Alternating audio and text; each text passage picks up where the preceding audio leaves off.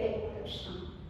这种伤是因为基因的编码发生了错误，所以在真皮跟表皮之间的组织结构发生了不健全的现象所造成的。那这种现象会造成皮肤会起很大的泡泡，这个泡皮破了之后就变成湿湿烂烂的伤口。那这种伤口它会反反复复，好了又坏，坏了又好，有时候会刺痛，有时候会很痒。你去抓它的时候，不会抓得头破血流。这是1/3个泡泡龙的伤，现在所看到的才1/3而已。第二个伤是在身体的内部，从口腔开始到喉咙，它也会起泡，也会变成伤口，造成分泌困难。还有一个食道的狭窄问题。这3个总结起来，就会造成实验的困难。直接冲击到的就是营养不良，再来就是体内各部位的那个黏膜，黏膜也会受到伤害，因为长在身体里面，所以一般我们是看不到的。那皮肤跟黏膜是我们免疫力的第一道防线。这道防线在很早很早的时候就已经出现破口了，所以很容易受到感染。这是体内的伤口，第二个1/3的伤口。第三个伤在哪里？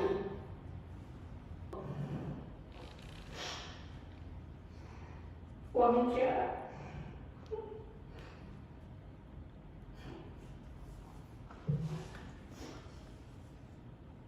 我们家在正盖房子，那有一群40-50岁的欧巴桑，就是女工，在我们家进出。有一次，我被他们堵到了，他们联合起来欺负我，现在就叫做霸凌。一个8岁的小女生面对那个状况，心慌意乱。在无助的情况之下，只能默默的接受那种暴力。就像我一路念到大学毕业，后来也找到一份很好的工作，生活倒也是很惬意。我以为从此可以过着幸福快乐的日子，可是很不幸的。我在43岁、44岁的时候，受到金钱的霸凌，我必须要搬出去，另起炉灶，你自己买个家，买个房子。我真的哭了1年，1年过后，我的生活就不再同了，因为没有清理的伤口，它的痛。也身上的伤还要痛好几倍。有音乐家要为我们举办音乐会，真的是很感激。但是同情跟怜悯，我们不要，因为同情跟怜悯会让我们堕落。过多的爱会让你忘记，努力往上爬。我们也不要，我们要的只不过是一点点的爱心。我们要的是一些有心人士，他们把大部分的爱化作实际的关怀，都透过这个音乐会。我们的基金会，这个又瘦又干的基金会，可以长一点肌肉。这个基金会如果有肌肉了，我们这些泡泡龙就可以透过这个基金会得到生活上的一些资助，还有在心灵上受伤的时候受到一点帮忙。谢谢各位。成功大学和英记文化艺术基金会一起为泡泡龙病友所举办的公益音乐会，目的就是希望可以让社会大众更认识这群在台湾大约只有100位中重度患者的先天遗传疾病。伤痕非常的不美丽，如果您有机会看见他们身上的伤口，但是爱可以让伤痕绽放美丽。我们每一个人都会有受伤的经验，但是透过这场音乐会，我们可以从他们的故事里面看见，在伤痕当中仍然奔放，仍然有勇气的力量。我想这是一个最主要的目的。我们所有的音乐会的门票收入都会捐赠给台湾泡泡龙病友协会。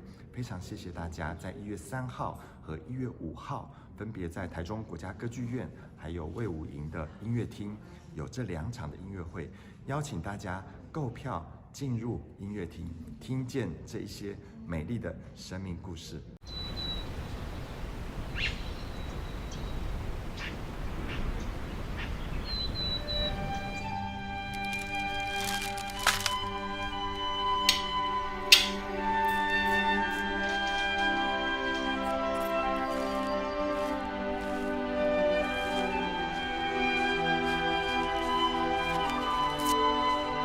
从小到大，很多人常常只看见我们身上的伤痕。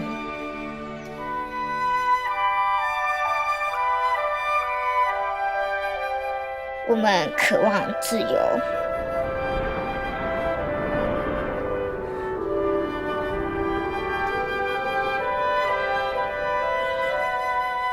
可是自由并不是与生俱来的。从小到大，很多人常常看不见我们的伤痕。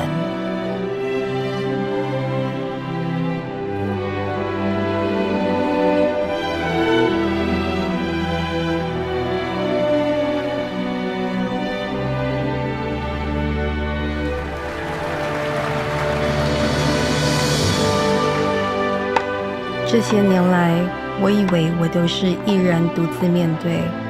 不管大家给予我多少的掌声，多少的肯定，多少的奖项，其实我一直渴望的是自由。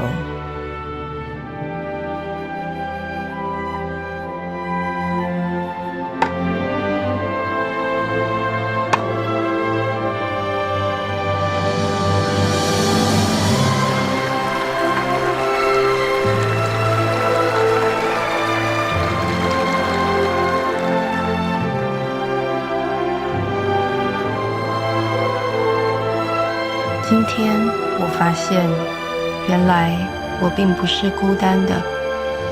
我们虽然都带着伤痕，但可以牵起手，一起走向自由。